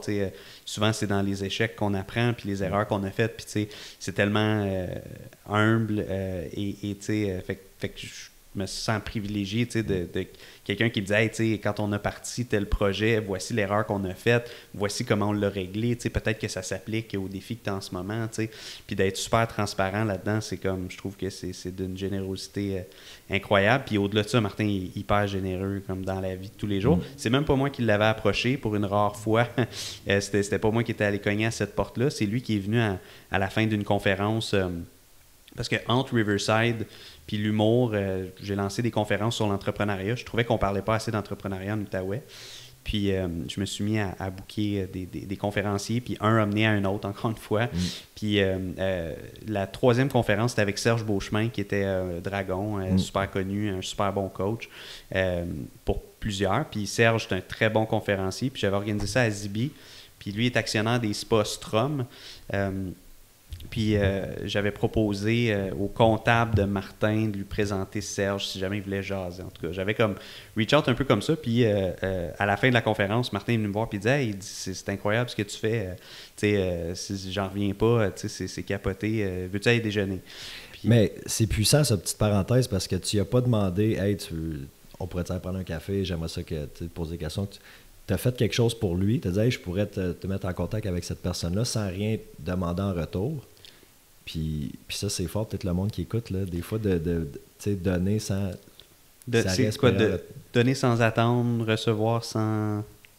Écoute, je suis pas En tout cas, non, mais il y a les, quelque chose d'autre qui est super fort là, par rapport à ça, mais tu sais... Ben, puis regarde l'opportunité que ça t'a donné. Ouais, je te laisse continuer, je voulais juste faire une petite non, mais parenthèse c'est cool, là-dessus. c'est bien que tu le soulignes, puis tu sais, ça, des fois, c'est des choses que j'ai réfléchi dans ma vie, de dire, je vais toujours essayer de faire quelque chose avant de demander. C'est sûr que des fois, tu donnes beaucoup, puis là, la fois que tu as besoin de quelque chose, si ça revient pas, mais en même temps, ça, c'est comment dire, c'est de la... Ça fait partie de la game, ça, là. Mais... C'est de la... Non, mais je cherche le terme, mais c'est de la sélection naturelle. Là, à un moment donné, ça fait juste te dire avec qui tu dois Exact. Avec qui tu dois passer plus de temps. Mais oui, tu sais, puis Martin, c'était même pas directement avec lui, c'était via son comptable. Tu sais, j'ai toujours été un gars de liens, tu sais, essayons de créer des liens, tu sais, essayons tu sais, une chose mène à une autre. Fait que, tu sais, moi, c'était juste de même. Puis lui, il est venu me voir, puis il dit, hey, c'est cool, on va-tu déjeuner? Ben oui, quand? Il dit, jeudi. Parfait, go. Puis on a déjeuné, puis il me posait plein de questions, puis il dit, sont où tes bureaux? Puis dans ce temps-là, on était sur Avenue Gatineau. À Gatineau, c'était comme un genre de coworking space qui n'existe plus aujourd'hui. Fait que, tu sais, je louais vraiment comme 2 pupitres, là, tu sais, moi puis un employé. Puis c'était cute, tu sais. Puis là, il me disait, hey, on construit notre nouveau siège social. T'aimerais-tu ça? Techno. Oui, boulevard de la technologie. Il dit, tu sais, t'aimerais-tu ça? Peut-être emménager là. Tu sais, on pourrait s'arranger, le même loyer, whatever. Puis là, première rencontre, là, tu sais, j'étais tabarouette, tu sais, c'est donc bien incroyable, ça. Puis là, tu sais, on finit de déjeuner, tu sais, Martin, pour ceux qui le connaissent, tu sais, c'est un gars très énergique, puis finit de déjeuner, puis il dit, hey, on va aller voir le chantier, tu sais, moi, je suis comme, my God, on se connaît à peine, tu sais, puis tu sais, plus tard, j'ai compris que, tu sais, lui, il se voyait un peu à travers ça, puis il disait, hey, tu sais, un jeune qui a de la drive, puis qui est respectueux, puis, tu sais, qui travaille fort, puis tout ça, tu sais, ça... Fait que ça, c'est une amitié de plusieurs années qui a démarré là. Fait qu'on a eu nos bureaux là pendant une couple d'années. Puis, tu sais, encore aujourd'hui, on se textait ce matin, ils viennent d'ouvrir leur spa à Whitby, près de Toronto, qui est comme quasiment le projet de la dernière décennie pour eux autres. Là, c'est immense. C'est plus gros qu'ici à Chelsea? Il n'est pas plus gros en termes de superficie, mais le spa à Chelsea ici, c'est bâti en phases. Ça a commencé, c'était très petit. Puis ils ont ajouté des phases, puis ils ont fait beaucoup de R&D, recherche et développement à Chelsea. Whitby, c'est le projet le plus abouti, puis un énorme budget. Puis dans un marché, le Grand Toronto, qui a 5-6 millions de personnes, c'est pas 7. Là, fait que c'est gros. Puis avec la pandémie, il y a eu des délais. Puis tout. Fait que ce matin, je disais à quel point je trouvais ça cool. Puis que c'était inspirant. Puis moi, j'étais allé voir le terrain là-bas, il n'y avait rien. Il y avait pas de... C'était un parc. Puis, à Toronto? Oui, exact. Fait que non, ça, vraiment, je suis hyper privilégié. C'est un visionnaire, là, Martin. C'est un des grands de la région. Puis, un gars qui met beaucoup la région sur la map. Le Nordique, ici, c'est un produit d'appel. Ça fait déplacer le monde. Puis ça m'inspire pour moi. Je veux que nos événements, ce soit des produits d'appel qui font déplacer le monde. Puis c'est ce qui arrive. Les gens, quand ils viennent pour Riverside, on attire beaucoup, beaucoup de touristes, puis ils viennent pour ça. On attire beaucoup de touristes qui viennent aux feux, qui viennent pour les feux. Fait que on s'est rendu compte à un moment donné qu'on avait plus en commun que ce qu'on pensait, puis ça a juste comme accéléré très cool. Les choses. Ouais. Fait que ça, je suis très reconnaissant à Martin, très généreux, puis très... Ouais, puis c'est ça, quand tu as la chance de parler avec un gars de même, là. Je me souviens, j'avais été invité à donner une conférence au Cégep l'année passée pour la semaine de l'entrepreneuriat. Ouais. C'était-tu la boîte, nice. Lab, je pense qu'il y a. Ouais, exact. Puis je donnais, moi, mettons, c'était à 10h le matin, puis je donnais 1 heure de conférence. Puis tout de suite après, c'était Martin. Puis là, je dis, c'est sûr que je reste. Puis qu'on avait écouté son histoire, il avait vraiment raconté son parcours, comment ça avait commencé, puis tout ça. Avec le prêt de ses parents, là, il avait hypothéqué une affaire de fou, en tout cas. Puis après la conférence, j'étais allé jaser, puis tu sais, quand il parle, là, comme t'écoutes, là, tu sais, là, tu veux prendre toute la valeur que tu peux, mais tellement généreux de son temps, parce qu'il avait pas l'air pressé de partir, donc il aurait pu avoir une to-do list de fou à faire toute la journée. Puis généreux de ses connaissances aussi, fait que j'avais trouvé ça vraiment sharp de... Vraiment. De jaser avec. Ouais. Non, c'est ça, je pense que c'est quelque chose qui le caractérise. C'est très humaniste, il aime le monde, il aime... c'est ça, c'est un visionnaire, puis je pense que, c'est ça, quelqu'un qui parle avec facilité puis humilité de ses erreurs aussi, je trouve que c'est vraiment rafraîchissant, puis parce qu'il fait des très, très, très grandes choses à l'échelle du pays, puis de dire, hey, tu sais quoi, là-dessus, on s'était trompé, puis ça n'a pas bien été, puis voici ce qu'on a fait. Ça, je trouve que c'est la marque des grands. Pour moi, là, c'est la marque des grands. Pas d'être dans l'ego de « regardez-moi, je suis bon, regardez ce que j'ai fait ». regardez ce que j'ai fait, regardez ce que je porte, regardez ce que j'ai. C'est ça. Martin, c'est un gars assez privé. Puis, je me suis un peu inspiré de ça. Avec la pandémie, pour vrai, c'était tellement...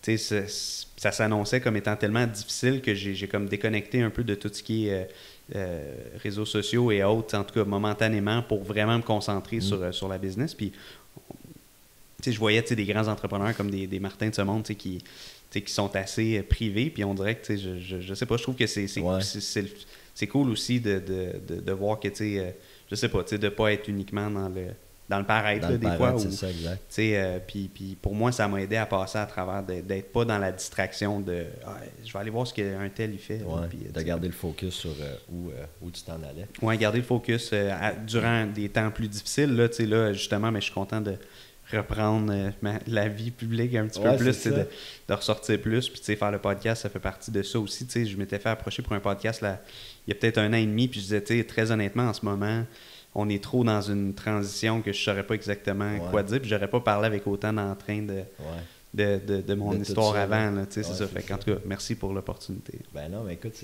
c'est très cool. Tu disais, il y a des événements que tu organises qui attirent beaucoup de monde de l'extérieur, puis ça serait quoi, mettons, le ultimate goal de l'événement à organiser, que ce soit ici à Gatineau ou peu importe dans le monde, si tu avais un événement, tu fais comme ça, c'est le dream pour un organisateur? Hey, ça peut être large parce que dans la vie, on est entouré d'événements. Quelqu'un pourrait dire moi c'est le Super Bowl, moi c'est tout ce qui est sportif, ça peut être tout ce qui est musical, culturel, etc. Moi je te dirais que mon idéal, probablement, il n'existe pas encore. C'est l'événement qu'on va créer sous le thème du feu au cours des prochaines années, puis qui va devenir probablement énorme. Fait que, je te dirais que mon rêve, c'est de développer cet événement-là qui mijote en ce moment. On sait pas encore c'est quoi. Ben non, mais tu sais, qu'on commence à connaître un peu les possibilités, là, mais tu sais, c'est vraiment... Moi, je suis toujours je suis plus un gars d'objectif que de rêve. Je vois un potentiel énorme avec ce qui s'en vient. Puis ça m'excite beaucoup. Puis le fait que ce soit à Gatineau, Ottawa, je trouve que c'est excitant parce que j'ai voulu rester ici pour mettre de l'action ici puis dynamiser la région comme d'autres. Pendant longtemps, les gens quittaient Gatineau parce que c'est quand même assez plate. Il n'y a pas d'opportunité. On va à Montréal, on va à la Québec, on va aller... Je serais allé à Montréal, j'aurais été un parmi tellement d'autres, j'aurais pas pu développer autant de projets aussi jeunes. Les gens, ils ont l'embarras du choix dans le talent. Puis pourquoi un autre gars qui veut faire de la musique électronique, un autre gars qui veut faire des conférences, qui vient pas d'ici en plus, un autre gars qui veut faire de l'humour. Tandis que là, ici, c'était le plus beau terrain de jeu qu'il n'y avait pas. Fait que pour moi, je pense que d'organiser quelque chose d'énorme ici, qui va attirer encore plus de gens d'ailleurs, puis qui serait reconnu internationalement, puis ça va arriver au cours des prochaines années, c'est vraiment l'objectif. Puis quelque chose qui s'étend plus largement qu'un seul lieu en un seul temps donné. C'est vraiment là, on veut faire quelque chose de transformateur pour la région, puis qui soit très signature, mais ça se développe. Faut pas être pressé. Ouais, ben oui. Tu sembles être un gars qui est assez... moi, j'adore l'expression, marathon life, it's all about the pace. Là, c'est pas un sprint, c'est vraiment un marathon. Totalement. Puis tu as l'air d'avoir compris ça aussi, justement, d'avoir de la patience, puis de penser tout le temps, pas penser à OK, juste là, qu'est-ce qui s'en vient, mais regarder vraiment sur le long terme, des mois, des années. Oui, puis d'essayer de pas dévier, là, surtout, puis ça, justement, des Martins de ce monde et d'autres. C'est difficile parce que tu dois te faire proposer un paquet d'affaires, un paquet de projets tout le temps. Hey, j'ai pensé à ça, ça pourrait être pas pire, tu pourrais-tu m'aider à... Tu dois te faire approcher, puis tu connais tout le monde en plus, fait que... Ben c'est sûr que, tu sais, à l'époque pré-pandémie, quand j'organisais beaucoup d'événements, des conférences, des événements clients privés, j'avais quand même... On avait des bons clients qui sont devenus des partenaires comme American Express, Raymond Chabot, Grant Thornton, des grosses corporations. Puis ça, ben là, oui, le téléphone sonnait tout le temps. Puis c'était... Puis avec le temps, je pense qu'au début, on se sent un peu coupable de dire non à une opportunité. Puis le genre de fear of missing out, là, hey, on devrait essayer de le faire. Puis ça n'a pas de sens, mais on devrait essayer. T'sais. Puis avec le temps, tu te rends compte que tu prends plaisir quasiment à être plus sélectif. Puis à un moment donné, tu te rends compte que c'est une bonne chose de dire non. Puis ça, je connais bien des entrepreneurs plus vieux qui ont beaucoup de succès, mais ils ont de la misère avec ça, puis ils s'embarquent dans des affaires qui n'ont pas d'allure. Mais moi, j'essaie d'être vraiment sélectif sur on reste dans nos valeurs, on reste dans ce qu'on veut faire, puis dans ce qui fit dans le plan à long terme. On dévie pas pour essayer de faire un quick win là pour ensuite prendre des années de retard sur ce qu'on veut vraiment faire. Ouais. Fait que ça, c'est venu avec le temps, puis aujourd'hui, ben là, je pense le téléphone sonne moins, fait que les gens, ils doivent comprendre qu'on est sélectif. Mais non, sans blague, le fait de prendre un pas de recul sur les médias sociaux, ça a fait ça aussi. C'était pas un moment où je voulais mettre tout le spotlight sur nous pour que le téléphone sonne. Je voulais justement mieux contrôler, puis que nous, on prenne le téléphone et qu'on parle avec les gens près de nous pour planifier un avenir meilleur. Fait que... Quand tu dis de prendre un petit step back, mettons, public, c'était-tu comme toi personnel ou les fondateurs? Nous, ce qui est bizarre, c'est qu'on s'en allait, notre lancement d'entreprise, les fondateurs avec la nouvelle marque, le nouveau site web, l'équipe, les bureaux, puis tout ça, c'était planifié pour avril 2020. Okay. Fait que là, tu sais, fait que la pandémie est arrivée un mois avant. C'était comme, bon, en plus, on pourra pas lancer ça. Puis au mois de mai, on a dit, tu sais quoi, screw that, on va se lancer quand même, mais juste sur le web. Fait qu'on a dévoilé le site web, puis on l'a dévoilé avec justement le blog que j'avais écrit qui expliquait pourquoi on continuait, puis etc., etc. Fait que nous, dans le fond, comme on a mis le brand plus de l'avant au début de la pandémie. Fait que c'était plus un step back personnel, parce que pendant longtemps, j'étais ma propre marque. Là, c'était un peu plus ça. Là. Fait que je faisais un petit peu de plein d'affaires. Festival d'humour, conférences, gala, ça. Fait que, puis, ma marque personnelle était super bonne, mais la marque corporative était... Les gens ne comprenaient pas ou étaient méconnus. Fait que la pandémie, ça a permis de repositionner ça, puis d'enlever peut-être cette pression-là d'être... que ça soit toi en avant. Oui, exact. Ce que je cherchais pas, en fait, ça s'était comme développé de même, parce que c'était juste, c'est quoi la compagnie? Mais je sais pas, moi, je fais le festival Riverside, je fais les conférences Projet Ambition, appelle ça comme tu veux. Ouais, c'est ça. Puis là, à un moment donné, OK, non, ça prend un brand. Ouais, de séparer les... le personal brand, c'est vraiment bon. Là. Je veux dire, il faut que... Puis, en ce moment, là, il y a beaucoup de...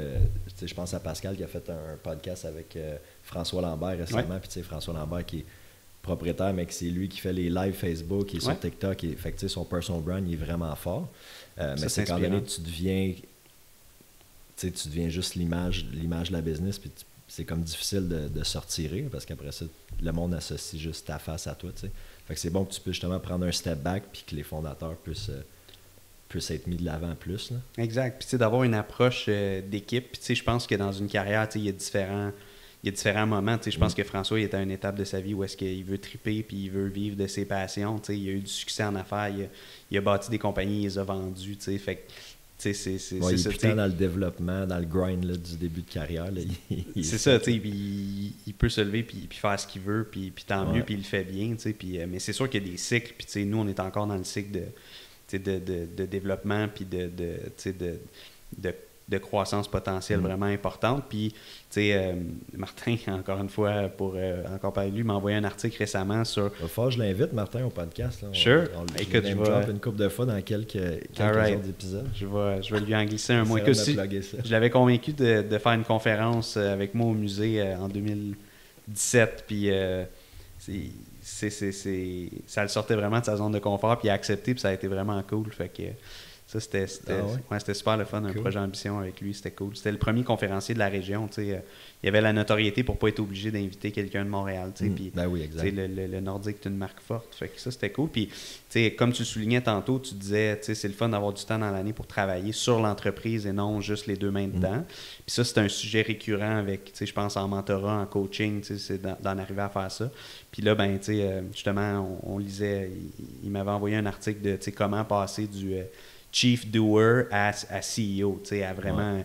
puis on le sait, il y a du monde, ça prend pas grand-chose, ils ont 20 ans, puis 10 000 followers, puis sont CEO, là, c'est comme CEO of what, là, c'est ça, mais le vrai passé de devenir un vrai PDG, là, puis là, je pense que ça va être mon travail des prochaines années, maintenant que la pandémie est derrière nous, puis que nos projets sont sur les rails, là, c'est comment je peux être un meilleur coach pour mes Ah, ben, employés, ouais. comment je peux redevenir un meilleur ambassadeur pour les projets qu'on fait, puis tout ça. Fait que, tu sais, je vais pas rester ermite toute ma vie, mais pendant la pandémie, il fallait Ben, c'est correct. il fallait se concentrer, tu sais. Ouais. C'est correct. T'es-tu quelqu'un qui a de la facilité à déléguer?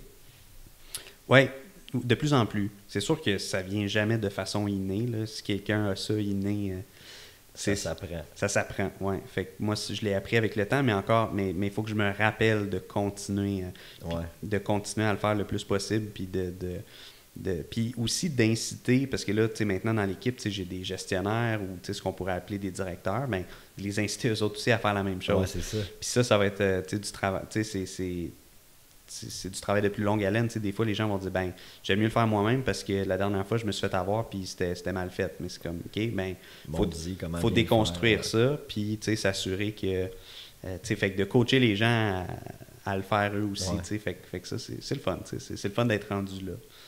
Ouais. Ouais, ben c'est ça. Moi, tu sais, je le vis un petit peu aussi, puis je trouve ça vraiment cool. C'est d'autres challenges, d'autres défis. Ben, toi, Puis- tu as une équipe qui a grandi comme rapidement, Ben, ça, c'est puis qui fait. continue de Ouais, grandir c'est rapidement. C'est cool. Comment tu t'adaptes là-dedans? Ouais. Comment tu le vis? Ben ouais, merci. Puis là, écoute, ce matin, là, je peux pas le dire on-cam tout de suite, mais on a signé un gros deal ce matin. Yes. Sûrement quand l'épisode va sortir, ça va peut-être être annoncé, mais Mhm. en tout cas, puis ça, c'est sûr que ça va nous demander de passer au prochain niveau. OK, déjà. Ouais, déjà, puis ça s'est fait tellement vite, mais tu sais, j'imagine un peu comme toi, tu sais, une chose en amène une autre. Tu sais, nous, c'est ben, mettons, un client en amène une autre, puis en donné, comme crème, OK, la business a grossi, tu sais, je regarde, ça fait 2 ans, là, un peu plus que 2 ans, j'ai commencé. Puis, C'est assez incroyable. mais j'avais la vision, Oui, avant même. ouais. Tu sais que quand tu étais venu avec Seb acheter sa STI, je pense que vous étiez mes derniers ouais, clients. c'était ta fait dernière comme journée, ouais. Le samedi. Ouais, mais déjà à ce moment-là, Oui, tu savais. Là. j'avais déjà la vision dans ma tête, je voyais le bureau puis tout ça. Puis ça s'est juste dessiné, Ben, dessiné vite. Ça fait toute la différence, tu sais. Puis, Ouais. tu sais, des fois, puis je me rappelle quand j'étais jeune, tu sais, je trouvais ça cheesy d'entendre, tu sais, de visualiser des choses, tu sais, puis tu sais, en bout de ligne, tu sais, je pense juste que le terme visualiser, des fois, c'est Il overplay un peu. Là. un peu, mais tu sais, dans le sens de, tu sais, quand tu sais où tu t'en vas, tu sais où tu veux t'en aller, puis tu sais, tu as un résultat déjà en tête, ben, tu veux pas, inconsciemment, tu vas faire ce qu'il faut pour y arriver. Ouais. Puis je pense qu'il y a beaucoup de... Puis t'en es la preuve, si en 2 ans tu as fait ça, ben, tu sais, Ouais. c'est là qu'on le pouvoir de la vision, puis d'être capable de... Ouais, parce qu'inconsciemment, focus. tu prends des choix, tu fais des choix qui sont en ligne avec ta vision, sans nécessairement que tu te poses comme, OK, est-ce que c'est en ligne avec ma vision inconsciemment, parce que Ouais. tu le vois, t'en rêves, tu te lèves le matin, tu es comme, OK, c'est là, je m'en vais. Mhm. Puis, non, c'est très cool. Hey, ça fait quasiment plus qu'1 heure, man, qu'on... Ah oui, qu'on déjà, jase. Colin, le temps passe vite en bonne compagnie. C'est ton premier podcast? Oui, c'est mon premier podcast. Ça a bien été, c'était cool. Ouais, oui. C'est-tu à la hauteur de tes attentes? Écoute, définitivement. Puis Cool, je suis sûr que ça merci. va pouvoir inspirer du monde qui sont en affaires ou pas, là. Mais peut-être à aller cogner aux portes, de ne pas avoir peur de sortir de sa zone. Puis moi, c'est ce que je retiens de ton parcours. Puis ta force d'adaptation. Parce que tu es d'un milieu... Bon, tu sais, les affaires, c'est les affaires, mais je pense que tu es d'un milieu qui peut être plus difficile que d'autres domaines, mettons. Puis là, on l'a vu avec la pandémie, comment tu as pu rebondir. Fait que, C'est un milieu qui peut être rough and tough, mais qui ouvre tellement de belles possibilités, Ouais. puis qui m'a fait rencontrer tellement de bon monde, puis qui a mis beaucoup de très belles choses sur mon parcours que Ouais. je m'imagine pas faire. Je m'imagine faire autre chose en complément, mais je m'imagine pas laisser tomber complètement cette ben, puis voie-là là, parce que c'est c'est. rendu- Non, c'est ça. Puis, tu sais, c'est trop riche, c'est trop le fun. Quand je dis riche, c'est le côté humain. De, Oh, tu sais, ouais. les conférenciers que j'ai bookés, ben, tu sais, il y en a que c'est devenu tu sais, il y en a que c'est devenu des connaissances à qui je peux faire appel une fois de temps en temps. Tu sais, il y a des artistes qui sont venus dans des festivals, qui sont devenus des amis. Il y a, tu sais, il y a plein de belles situations comme ça. Des gens avec qui je travaillais dans les bars, tu sais, qui aujourd'hui font des mandats de composition de musique pour nous, tu sais, 12 ans plus tard. Tu sais, fait que c'est comme... Il y a vraiment quelque chose d'unique là-dedans. Puis c'est de travailler avec Ouais. le monde. Mais merci de m'avoir permis de raconter une pointe de cette Ouais, histoire-là. c'est ça, la pointe du iceberg. Mais écoute, j'ai très hâte de te suivre puis de voir où est-ce que vos projets s'en vont. Puis là, on mentionne, là, parce que là, les fondateurs organisaient le gala Excellor depuis 5 ans. 5 ans, oui. Donc, Gala Excellor, c'est le gala de la Chambre de commerce de Gatineau à toutes les années. Oui. Fait que là, tu pouvais pas te présenter, toi, comme finaliste. Mais là, cette année, c'est pas vous autres qui l'organisez. Puis tu t'es présenté. Puis tu es dans les 3 finalistes pour dirigeant de l'année. Puis c'est quand le gala? Le 29 octobre. Donc, ça arrive assez vite. Oui. Ben, on te souhaite bonne chance. Merci. Ouais, écoute, ça va être intéressant d'être de l'autre côté. Ouais, c'est ça. L'autre côté ça va être un stress clôture. Différent, là. Ouais, c'est ça, exactement. Puis de passer une belle soirée avec l'équipe. Puis de revoir le monde. C'est le premier gala en présentiel depuis 2019. Fait qu'il y a ça qui est le fun aussi. Puis ça, c'était un choix de dire, bon, ben là, je veux me concentrer davantage sur d'autres volets. Puis le gala, je pense qu'il y a des gens talentueux qui peuvent s'y impliquer. Puis là, ce serait peut-être le temps aussi de mettre de faire shiner les projets. Donc, oui.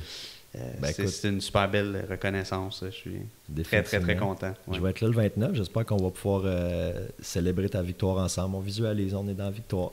Je l'ai visualisé quelques fois. Ouais. T'as-tu déjà ton speech décrit?